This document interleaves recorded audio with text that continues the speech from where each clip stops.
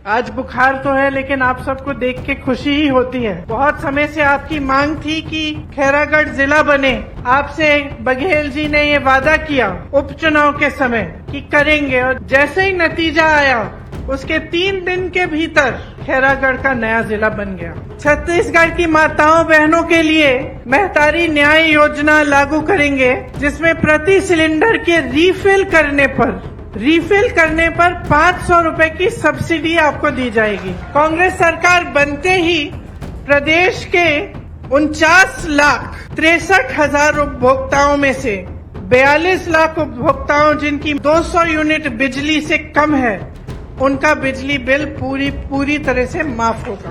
बाकी 7,63,000 उपभोक्ताओं को 200 यूनिट तक बिजली मुफ्त मिलेगी। महिलाओं द्वारा संचालित स्वयं सहायता समूह के कर्ज को माफ किया जाएगा और महिलाओं द्वारा सक्षम योजना अंतर्गत लिए गए ऋण को भी माफ किया जाएगा। 700 नए ग्रामीण औद्योगिक पार्क बनेंगे। अभी 300 पार्क हैं, आगे 1000 ग्रामीण औद्योगिक पार्क हो जाएंगे। राज्य के सभी 6000 सरकारी हायर सेकेंडरी और हाई स्कूल को स्वामी आत्मानंद इंग्लिश और हिंदी मीडियम स्कूलों में अपग्रेड किया जाएगा। बहुत बढ़िया घोषणा है ये। सड़क दुर्घटना और अन्य आकस्मिक दुर्घटनाओं में छत्तीसगढ़ निवासियों को निःशुल्क स्वास्थ्य की सुविधा मिलेगी। परिवहन व्यवसाय से जुड़े 6000 से अधिक वाहन मालिकों के 2018 तक से 726 करोड़ राशि के बकाया मोटरयान टैक्स ब्याज के कर्ज की माफी की जाएगी।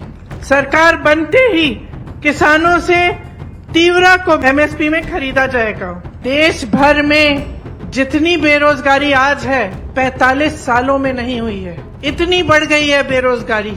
छत्तीसगढ़ वो प्रदेश है जिसमें पूरे देश भर से सबसे कम बेरोजगारी है। आज पलायन बहुत होता था, नौकरियां नहीं मिलती थी प्रदेश में, लोग जाते थे शहरों में, बड़े बड़े शहरों में, अन्य प्रदेशों में रोजगार ढूंढने के लिए। आज आपकी परिस्थिति ये है कि आज के खेती किसानी छत्तीसगढ़ में बढ़ रही है।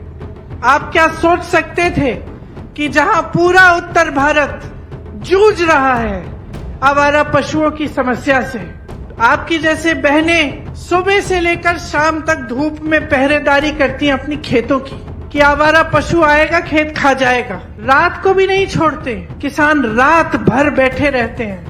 और ये आज का सिलसिला नहीं है, ये 5-6 सालों से चल रहा है। क्या आप सोच सकते थे कि आपके यहाँ ये समस्या हल इस तरह होगी कि आप उससे कमा भी जाएंगे, कि गोबर खरीदा जाएगा आपसे? हम समानता की बात करते हैं, हम कहते हैं कि सबको शक्ति मिलनी चाहिए, सबको सत्ता मिलनी चाहिए, जो जनता की संपत्ति है वो योजनाओं द्वारा जनता के लिए कार्य करके विकास करवा के जनता के हाथों में वापस जाना चाहिए।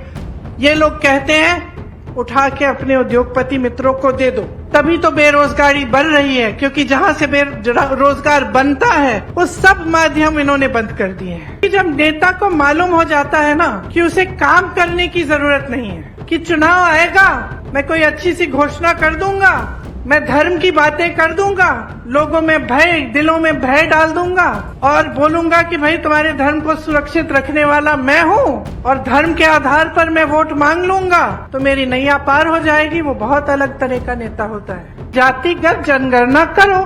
बिहार में जब गिनती हुई तो पता चला 84% ओबीसी SC ST हैं। अब 84% ओबीसी SC ST हैं, लेकिन आप जितने भी देश के बड़े बड़े आप देखो, चाहे आप उद्योगपतियों को देखो, चाहे मीडिया वालों को देखो, चाहे आप सरकार के सचिवों को देखो, चाहे कहीं भी देखो, तो ये 84% आपका प्रतिनिधित्व नहीं दिखता। तो सारी हमारी कांग्रेस की पार्टी कह रही है कि गिनती करो। भाजपा जो सालों से कहती चली आ रही है कि हम ओबीसी वर्ग, SC वर्ग, ST का उत्थान करना चाहते हैं, मना कर रहे हैं, कह रहे हैं कि नहीं करनी, गिनती ही नहीं करनी। अरे गिनती नहीं करोगे तो विकास कैसे करोगे? महिला आरक्षण की बात करते हैं, बिल पास कर देते हैं और धूमधाम से मीडिया बाजी, मोदी जी को सब महिलाएं नमस्कार कर रही हैं कि आपने क्या कर दिया, किसी ने नहीं किया आपसे पहले। बाद में पता चलता है कि ये पास तो हो गई, 10 सालों के लिए लागू नहीं होगी।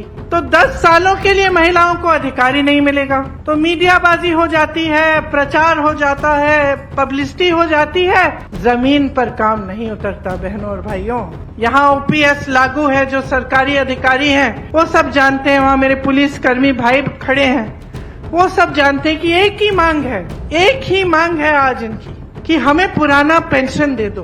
क्योंकि हम 20 साल काम करते हैं, दिन रात एक करते हैं, हम भी देश की सेवा कर रहे हैं, तो हमें बुढ़ापे में थोड़ी सी सुरक्षा चाहिए।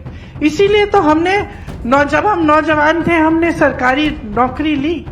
आज आप कह रहे हो कि पुराना पेंशन नहीं मिलेगा और हमारा पेंशन सुरक्षित ही नहीं रहा। और इनकी भाजपा की सरकारों वाले प्रदेश में कोई सुनवाई नहीं है। जहाँ जहाँ कांग्रेस की सरकार है वहाँ ओपीएस लागू है। यहाँ लागू है, राजस्थान में लागू है, हिमाचल प्रदेश में लागू है, कर्नाटका में लागू है। जिस दिन आप वोट डालने के लिए जाएंगे, मेरी बातों को, बघेल जी की बातों को और साहू जी की बातों को जरूर याद रखना, क्योंकि ये वोट आपका है और आपके लिए है।